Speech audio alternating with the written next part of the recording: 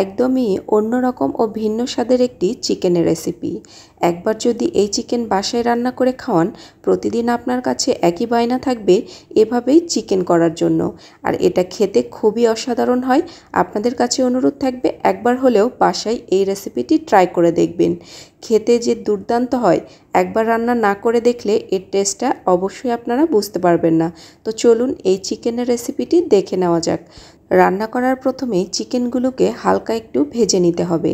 তো চিকেনগুলো কাটা আমি আর দেখাইনি। তো চিকেনের পিসগুলোকে একটু বড় বড় করেই এই রান্নাতে ব্যবহার করতে হবে। তো চিকেনগুলোকে আমি প্রথমে ভেজে নেব। আর অনেক বেশি ভেজে ড্রাই করা যাবে না। মিডিয়াম টু লো আছে চিকেনগুলোকে 3 থেকে 4 মিনিটের মতো এপাশ ওপাশ করে ভেজে নিতে হবে। আর এগুলো অনেক বেশি ভেজে নিলে আবার চিকেনগুলো শক্ত হয়ে যাবে। তো আমি দুই পাশই এই পাশ ওপাশ করে 2 থেকে 3 মিনিটের মতো তেলের মধ্যে ভেজে নিয়েছি। আজকে আমি 1.5 কেজি ওজনের একটি চিকেন রান্না করছি। তো চিকেনের পিসগুলোকে একটু বড় বড় করেই কেটে রেখেছিলাম। সব চিকেনগুলো উঠিয়ে এর মধ্যে আমি হাফ কাপ পরিমাণ পেঁয়াজ কুচি দিয়ে নিয়েছি। এর সাথে দিয়ে নিয়েছি 1/4 কাপ পরিমাণ রসুন, আর দিয়ে নিয়েছি 2 ইঞ্চির মতো আদা। এরপর এগুলোকে আমি 1 মিনিটের মতো হালকা একটু নাড়াচাড়া করে নরম করে নেব। পেঁয়াজটা যখন হালকা একটু নরম হয়ে আসবে, তখন আমি এর মধ্যে দিয়ে নেব কয়েকটি আস্ত কাজু বাদাম। তো আমি এখানে 7-8টির মতো কাজু বাদাম ব্যবহার করেছি।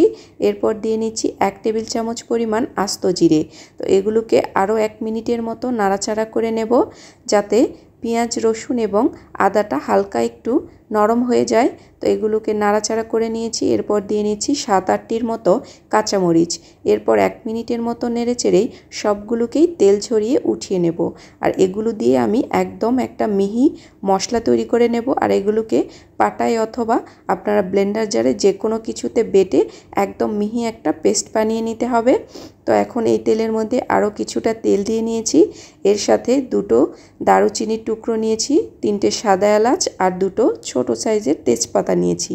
এখন এগুলোকে তেলের সাথে একটু নাড়াচাড়া করে নিচ্ছি। এর থেকে একটা সুন্দর গন্ধ বেরিয়ে আসলেই এর মধ্যে দিয়ে নিচ্ছি যে মশলাটা একটু আগে উঠিয়ে নিয়েছিলাম, সেটা পেঁয়াজ এবং রসুন, আদা সব কিছু ভালো মতো করে আমি ব্লেন্ডার জারে পেস্ট করে নিয়েছি। আপনারা চাইলে এগুলোকে পাটায়ও বেটে নিতে পারেন। তো যে বাটিতে আমি রেখেছিলাম, বাটিটা ধুয়ে সামান্য একটু পানি দিয়ে নিয়েছি। এখন এই মশলাটাকে আরও খানিকক্ষণ কষিয়ে নেব, যাতে কাঁচা গন্ধটা আর না থাকে। তো 1 থেকে 2 মিনিটের মতো মশলাটাকে মিডিয়াম আঁচে নেড়ে চেড়ে কষিয়ে নিয়েছি। এরপর দিয়ে নিচ্ছি 1 টেবিল চামচ পরিমাণ লাল মরিচের গুঁড়ো। আমি এই রান্নাতে কোনো হলুদ ব্যবহার করব না। লবণ দিয়ে নিচ্ছি স্বাদ মতো, হাফ চা চামচ পরিমাণ ধনে গুঁড়ো, আর 1/4 চা চামচ পরিমাণ নিয়েছি গরম মশলার গুঁড়ো।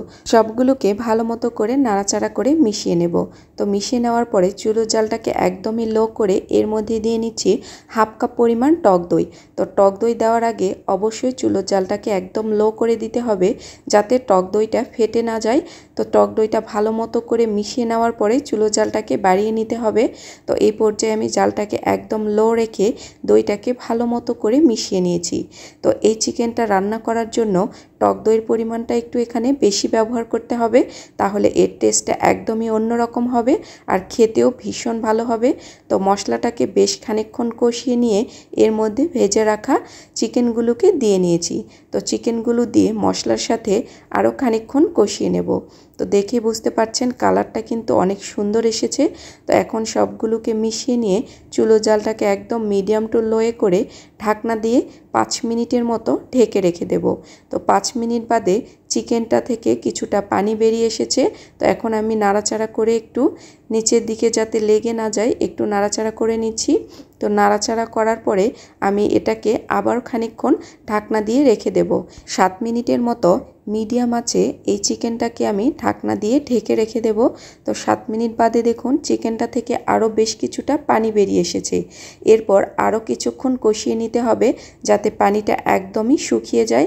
আর চিকেনটা কিন্তু এই পর্যায়ে পুরোপুরি সেদ্ধ হয়ে গেছে। এখন পানিটা শুকিয়ে যাওয়া পর্যন্ত আমি চিকেনটাকে নাড়াচাড়া করে নেব। তো তো বেশ খানিকক্ষণ হয়ে গেছে। তো চিকেনটা থেকে পানিটাও শুকিয়ে গেছে। এই পর্যায়ে আমি গ্রেভির জন্য পানি দিয়ে নিচ্ছি আরও 1.5 কাপ পরিমাণ। তো আপনারা চিকেনটাকে কীরকম ঝোল রাখতে চাচ্ছেন সেই অনুযায়ী পানিটা ব্যবহার করবেন। যেহেতু চিকেনটা কিন্তু একদম সেদ্ধ হয়ে গেছে, এখানে সেদ্ধ হওয়ার কোনো আর ব্যাপার নেই। তো আমি এর মধ্যে দিয়ে নিচ্ছি 1/2 টেবিল চামচ পরিমাণ চিনি। চিনিটা অপশনাল, আপনারা চাইলে স্কিপও করতে পারেন। এরপর ঢাকনা দিয়ে মিডিয়াম আঁচে 5 মিনিটের মতো রান্না করে নিলেই একদম রেডি চিকেনের এই দুর্দান্ত রেসিপি। আপনাদের কাছে যদি আমার রেসিপিগুলো ভালো লেগে থাকে অবশ্যই একটি লাইক এবং কমেন্টস করে যেতে ভুলবেন না। আর নতুন এসে থাকলে অবশ্যই আমার চ্যানেলটিকে সাবস্ক্রাইব করে পাশেই থাকবেন।